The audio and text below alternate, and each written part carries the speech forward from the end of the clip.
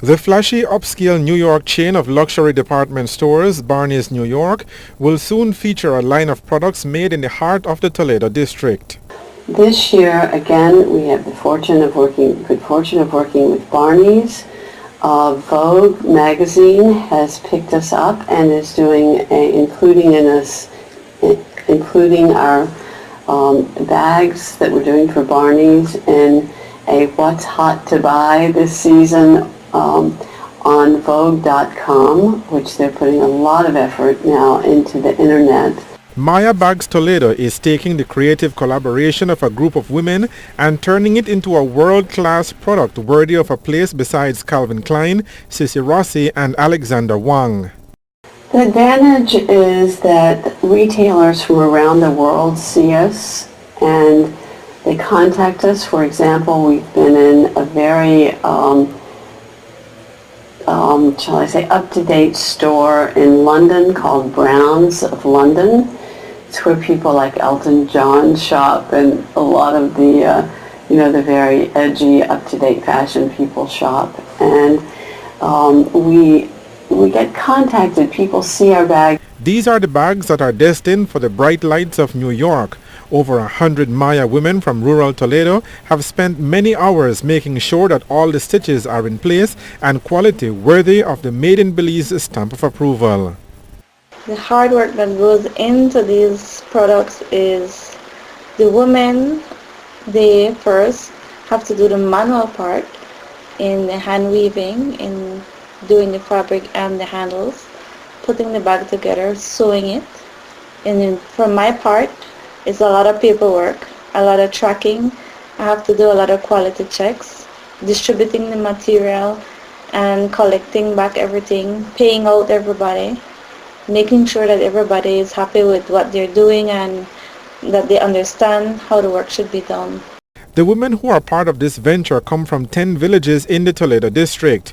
Arnold says that apart from the women, the men of these communities also play a supporting role in the venture. We have 35 to 40 embroiderers and about the same amount in weavers, and more or less around the same figure for basket weavers as well. Is it only the women involved? We have a couple men, not much, maybe about 2 or 3 men. One is a guy who lives in San Miguel, who's a very elderly man who does the eke or the rope that he does by hand spun. And we have our hand carver, Darius Chen. He does the ornaments for us, and as well some of the coconut shell rings for purse handles. It's a carefully calibrated operation that ensures that everyone comes out smiling.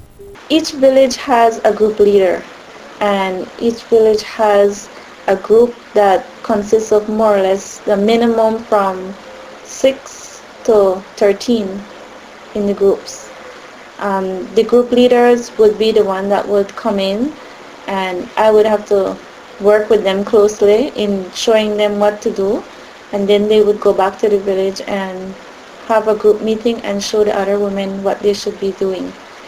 As we say in Toledo, we feel big. We feel really proud of the effort. But what it takes really is hard work. This doesn't come from, just wishing. This comes from a true effort-based marketing approach in the United States and in Belize.